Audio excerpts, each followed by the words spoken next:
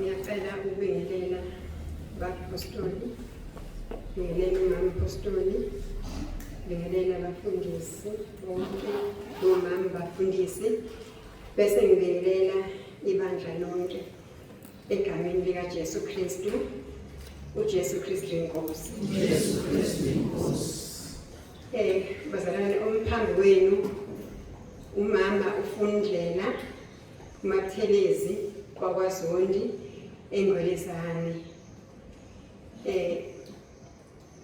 Kuthiwa angisho njalo, kodwa nje ngicela ukuthi yena ngibonge uNkulunkulu bazalwane. Ngiyaxolisa kakhulu. Ngicela bazalwane okokuqala ukumhlambulula. Ngiyaqala ukufika namhlanje njengoba kuyisonto.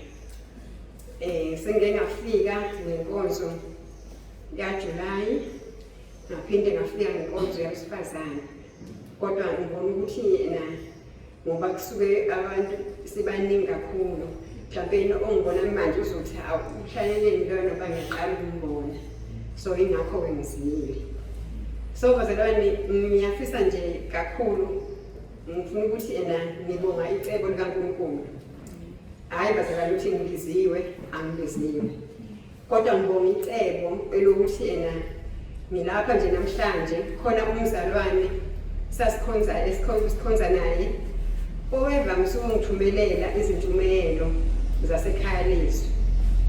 Eqala ukungithumelela bazalwane, ngaxakeka ukuthi hawu, umzalwane wayengithumelela iy'nkonzo ey'njena ekubeni sikhonza naye lapha, kodwa le ntshumayelo angiqondi kahle ngoba angizwa kahle ukuthi ibhekephi ngoba mina ngazi le ngiyaziyo. Hayi, wale beqhubeka engithumelela izinkonzo, kodwa engibonga kakhulu ngibonga ukuthi akho ngisho yonke bazalwane intshumayelo okwakuthi zingidida zinjalo, kodwa yayingadluli endleleni yami. Ngangizilalela zonke.